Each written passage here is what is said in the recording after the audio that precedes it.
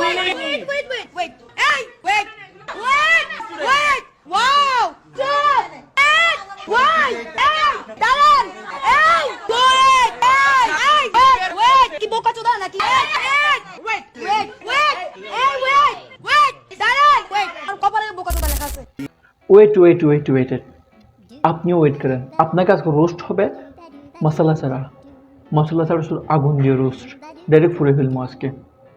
এই গত 15 বছর যাবৎ আমাদেরকে এক সরে সরকার হতে শাসন করছে, শোষণ করছে।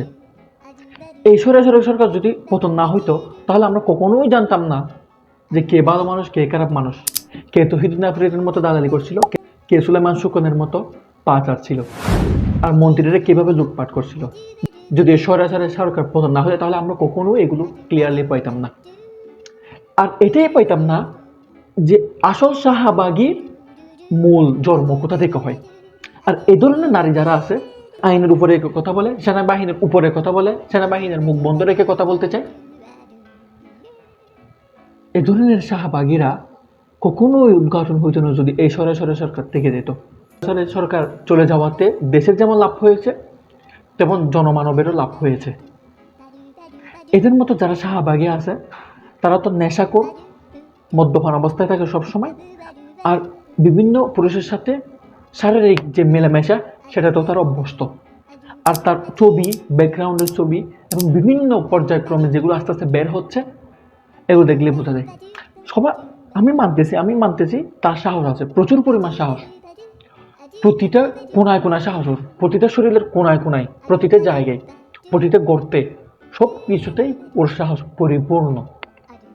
কিন্তু আপনাকে মেনে নিতেই হবে আপনার কোন জায়গায় কোন কথা বলতে হবে, আপনার কিভাবে কথা বলতে হবে, আপনার ব্যবহার কেমন হওয়া উচিত, কার সামনে কিভাবে ব্যবহার করা উচিত। আইনকে সবসময় নিজের হাতে তুলে নেওয়া কখনো উচিত নয়। দেশ যেহেতু আছে, সে দেশের যে ক্ষমতায় আছে, অন্তর্বর্তীকালীন হোক কিংবা পার্মানেন্ট সরকার হোক, দেশের আইন কিন্তু আছে। দেশের আইন এদিক সেদিক কখনোই হয় না। সেই হিসেবে আপনাকে আইনের প্রতি শ্রদ্ধা এবং সম্মান করা উচিত। কিন্তু আমাদের এই শাহবাগী আপন আসলে শাহবাগিনী হেতি তার সকল ধরনের কথাবার্তা সব বন্ধ রেখে দেয়। হেই ওয়েট করতে। আর ফেসবুকে দেখলে ওয়েট শব্দের কারণে কান দুটো একদম নষ্ট হয়ে গেছে। তারপরে আপনারা বলবেন সে মেয়ে সাহস আছে। এই সাহস দিকে করতাম যে ব্যক্তি নিজের হাতেই আইন তুলে নেয় আর শত শত পুরুষের ঘুম নষ্ট করে দিয়েছে। হেতি নাকি আইসে কি করতে, সংগ্রাম করতে। তবে পরিশেষে সবচেয়ে খুশির সংবাদ হচ্ছে এই শাহবাগিনী লাইভে এসে আবার ক্ষমা চাইছে তার ব্যবহারের জন্য। সবাইকেই বলছি, আমার যে ব্যবহার ছিল গতকালকে শেষ 1 ঘন্টার, আমি তার জন্য খুবই দুঃখিত। বাংলাদেশ আর্মির কাছে আমি খুবই দুঃখিত। এরকম ব্যবহার বা এরকম ব্যাপার আমার কোনোভাবেই করা উচিত হয়নি। কিন্তু সিচুয়েশন, টাইমিং এবং ওইখানে যে কার্যকলাপগুলো যাচ্ছে, যেটার কারণে আমি হয়তো আমার মতো করে প্রপার কনসিয়াস ছিলাম না। আমার নিজেরও একটা ভেতরকার অ্যাঙ্গার ছিল, আমার মনে হয় ওখানে প্রত্যেকটা মেয়েরই ছিল। আমি তার জন্য বাংলাদেশ আর্মির কাছে আন্তরিকভাবে দুঃখিত।